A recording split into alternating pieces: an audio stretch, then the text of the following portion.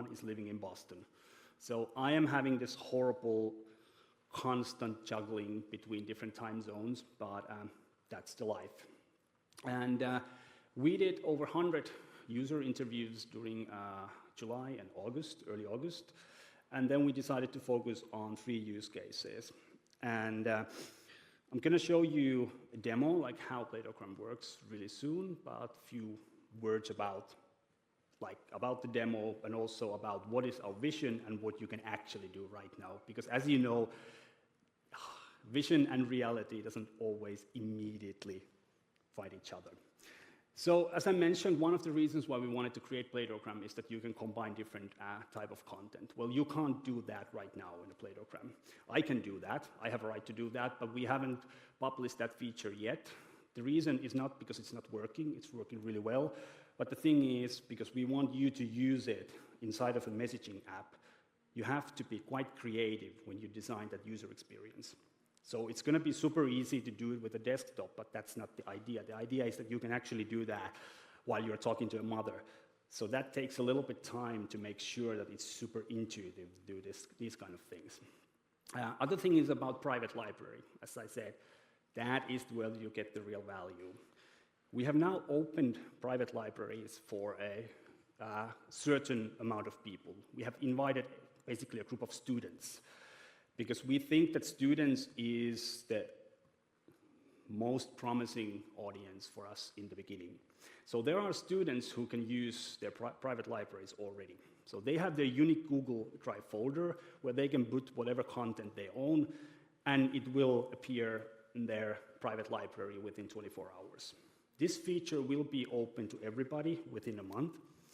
Then you will have the same experience. You will have a place where you can just drop your articles, books, podcasts, whatever you want there, and about a 24-hour goes, and then it will magically appear in your private library.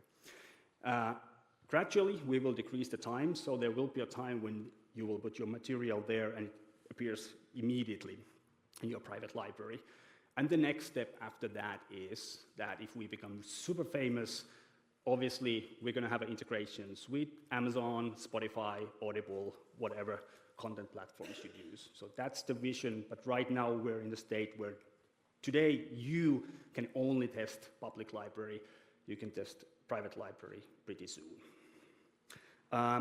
Because we started with audio, so that's our bread and butter. So if you have an audio book or you have a video, we can do everything in a really fast way. And when we show you the references, so when I'm going to show you how you get a response, and then there's references. If it's an audio or video, you can click, you can immediately listen to that particular context. So there's this one sentence, but you want to know, like, what was the context? You can check that super fast way. We don't have that feature for text yet.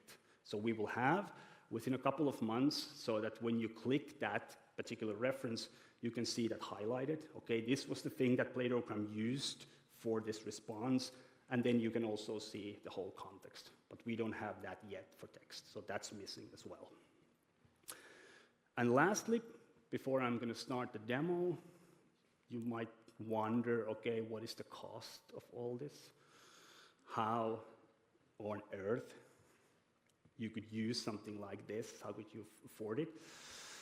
Well,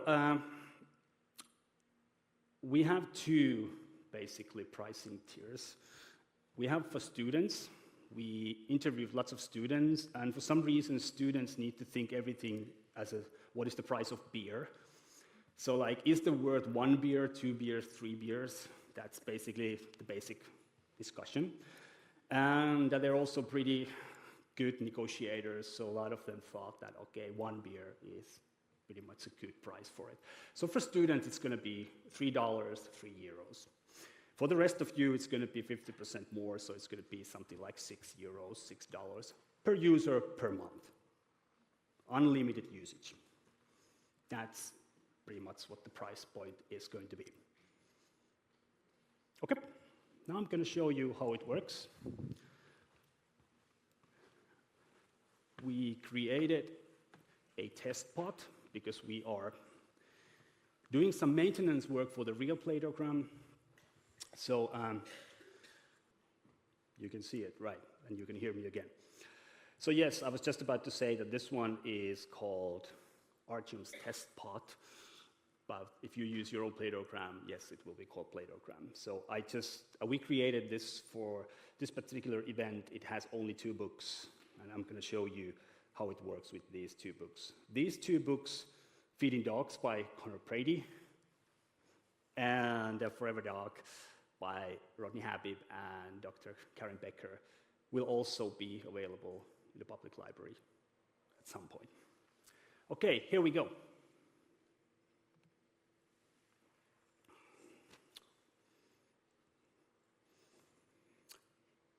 So there are the comments like list. List docs is a way that I'm able to open these available titles. So this is my screen of my iPhone.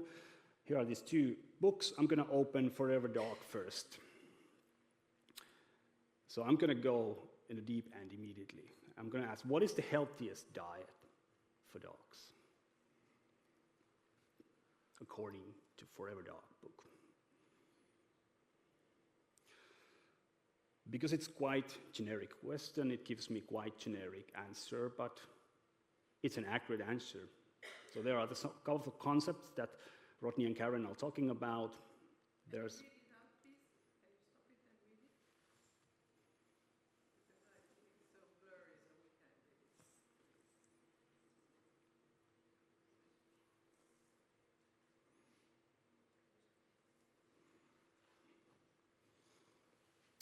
I will stop to some more interesting stuff later if it's okay. But yeah, you can read that stuff if you want. I would say this is a sort of a good starting point for a question, but as I said, this is quite generic answer, nothing super interesting yet. I will continue.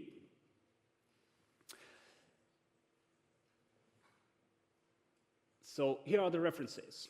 And if this would be an audio, like I said, you could just click them and listen to that particular context. Make sure that how actually this response was built. And with text, you will have that feature quite soon.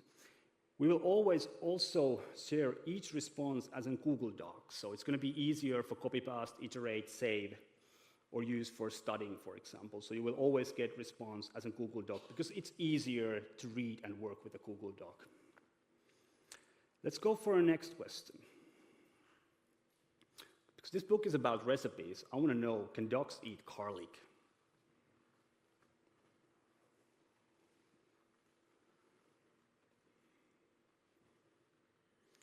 Here it goes. Yes, dogs can eat garlic based on this book, but it immediately tells you some caveats as well. So you have to make sure that you give in moderation. Karen and Rodney are talking about a lot of different recipes, so it also shows you that there is a certain amount of certain recommended doses that you can use. And in the end, there is an important note that Karen and Rodney, when they talk about using garlic, does not say that you can give garlic supplements to your dog. So this particular response is a good example of like how it's actually taking stuff from all around the book. It's not like it's just in a prologue or one page. This response is built on different sections of that book. That is important if you ask such a specific and important question. It's important that it retrieves information from different parts of the book, not, for example, taking a one line saying, yes, garlic is okay, because there are some ifs. Let's move on.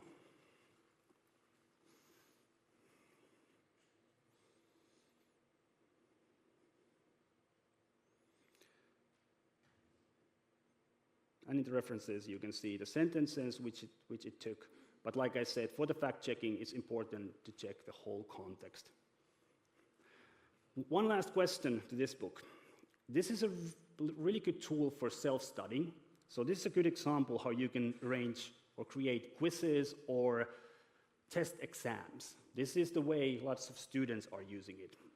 So I wanted to give me 10 multiple choice questions and correct answers after I'm correcting my typing. So now it actually gives me an example test. So it gives me 10 questions, 4 different answers, and one of the answers is right. Some of the questions are pretty good.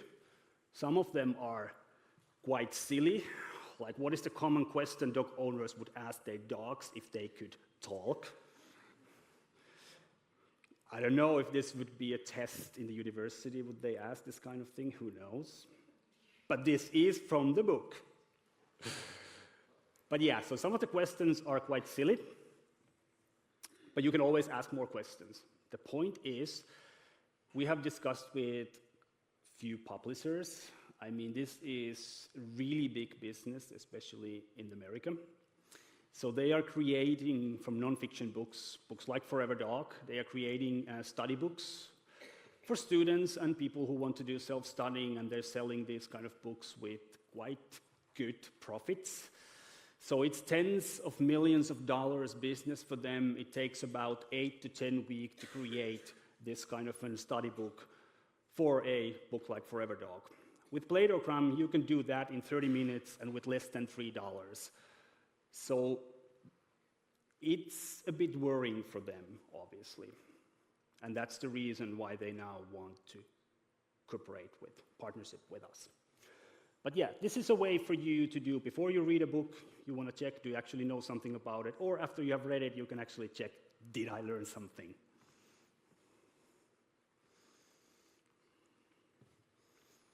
And I have wrote and published some material that helps you create this kind of study book. So there are different ways to create these kind of things. We will automate this process later on, so you can just click, give me a study book, and it will give you everything that's coming up. Okay, now let's go feeding dogs. Connor is nervous, I can see.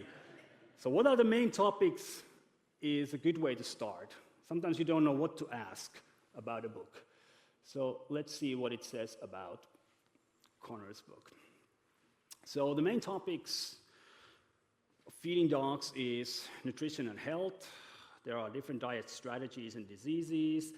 There is a dramatic debate on carnivore or omnivore.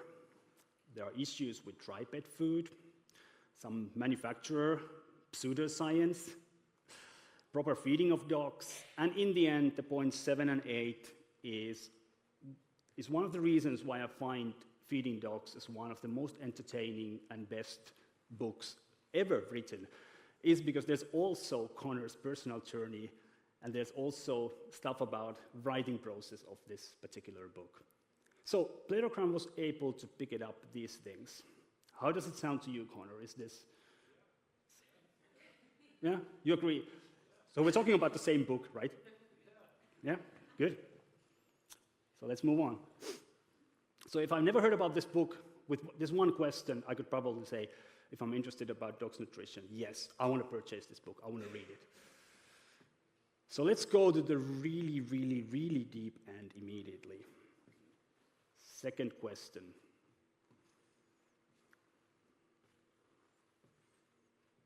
Based on this answer, it mentioned carnivore or omnivore.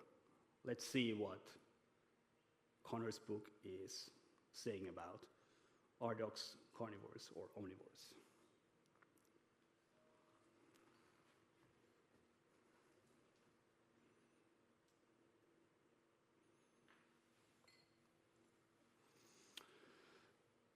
Again, one of the reasons why I like Connor's book so much is that it isn't saying that here's the truth, everything else is a lie. And in my opinion, Platogram was able to pick it up pretty well. So it starts immediately saying that according to this book, this topic is pretty complex. And there's a lot of confusion. And then it picks some of the parts. You may think that some of this is relevant, some of this might be irrelevant. You might want to take a little bit deeper dive, so you can pick any of these references, ask more detailed questions about this section of the book or this particular perspective. But all in all, it comes down to the conclusion at the bottom. And before going that, you can see those numbers, which are the references. So those are the things that this part of the response is taking immediately from the book. But then there's a conclusion, and there is no number. So this is where the AI gets creative. So this is not exactly from the Connor's book. And you might agree, or you might disagree with it. It's not telling you that this is what Connor said. It's giving you its own interpretation. So when there are numbers, these are references, this is where it says this is the stuff that is from the book, but it also gives you its own creativeness or stupidness or whatever it is. And it is your job to think about it. It's your job to verify. And one last question, and then we're done.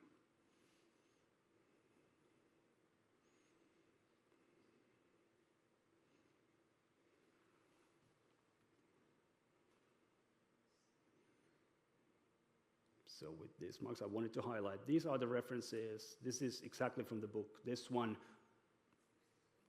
that's the creativeness of this particular AI model.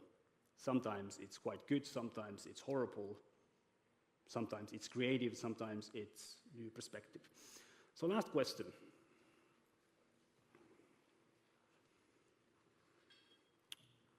What the book says about starch in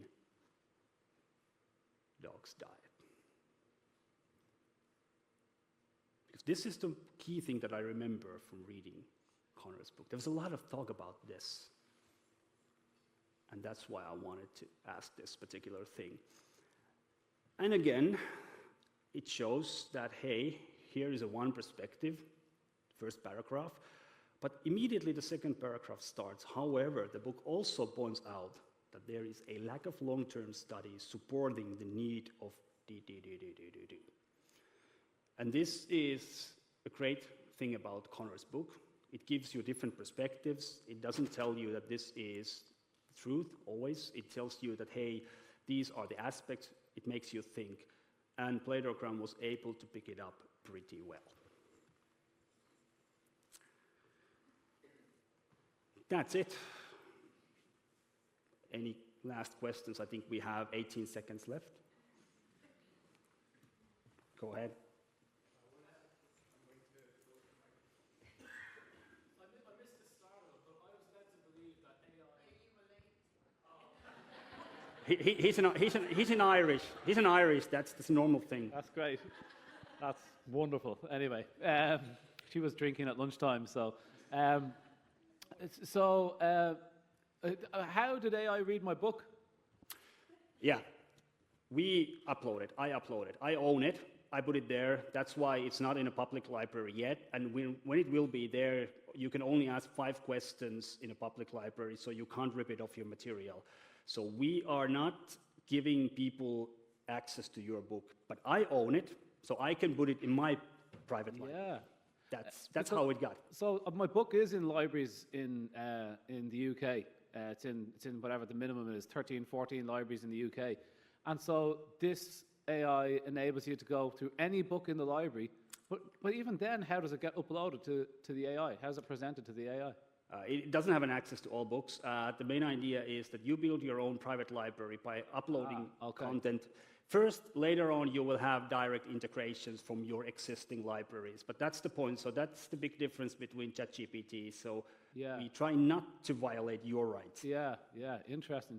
And then the last point, sorry guys, I'm going to have to talk to you more about this afterwards. But you were saying that people can then take this information. You said it's a multi-million industry where they can take the information that is presented in the book and Forever Dog. They come up with these ideas, and then people can bring up shorter e-books, sell them better. Is that the business that some markets could be in? Basically, you can't take someone's someone's content that is under copyright, you can't package it to another thing and then sell it. That's why that's not what we're doing. That's not anybody can do that. Yeah. What I mentioned about these study books is basically you can create these instead of buying someone else creating these study books, but you can't sell them. Okay. Exactly. That's the thing. But when you own the content, you have right to slice and dice it. You can do for your own purposes. I mean, that's how I built my book. I did it from published information, and I sliced and diced it and put it in a book. Exactly. So it's the same way. That's interesting. Very exactly. Good. And we hope in the end that this will be part of these big content platforms as well. So you don't need to use recommendation engines or those reviews, as I mentioned earlier. But you can go to Amazon, you can ask questions and filter out stuff. And with that way, find relevant reading. But in the end, buy that book, not rip it off. Cool. Cool. Hi, I'm Rina, the tech person.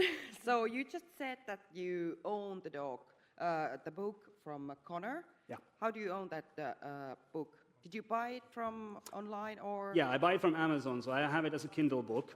Okay. And I can take Kindle books and put it in my private Platogram library, and you can do that within a few weeks as well. Okay, so I can buy books, I can buy articles, download it into my library, and use it like this. Yes, Okay. exactly. And everything happens in this messaging app, so you don't need another app. You just need a Telegram, you need a WhatsApp, you need a Discord, Signal, whatever you're using. Exactly. So how do I now follow your work? I want to use this in the future. I handed out some of with these. this, okay. Yes, so if you have a Telegram account, you can just immediately download the app and you can test the bot.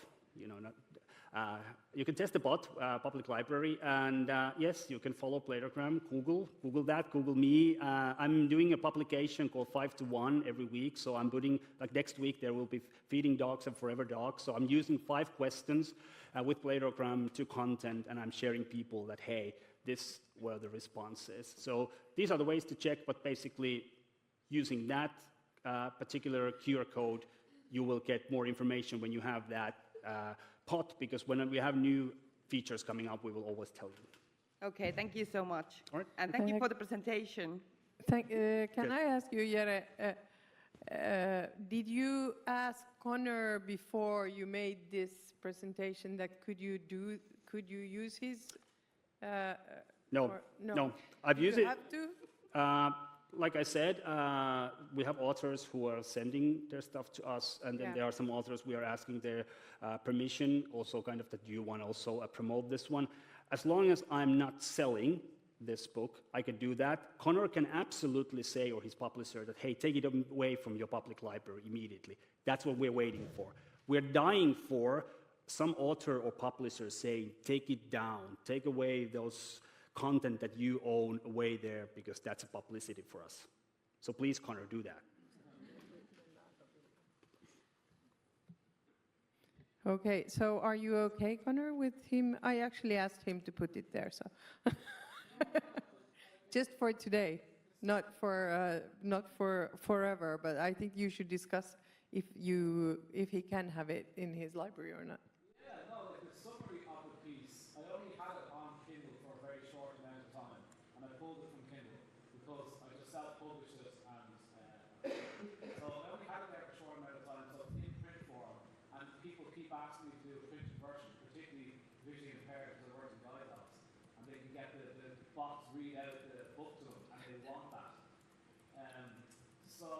But I don't care about summaries of the book because people write summaries of the book all the time. So Yeah. I don't care about a summary of the book, and AI is, 80% good at summarizing, and some of the points are, Exactly. but it's a fantastic tool. And there's a piece, I was just talking to Matt there, and there's AI that takes a PDF, you can upload a study, one of the DogRisk studies, I haven't had time to read all this, and so you put the PDF.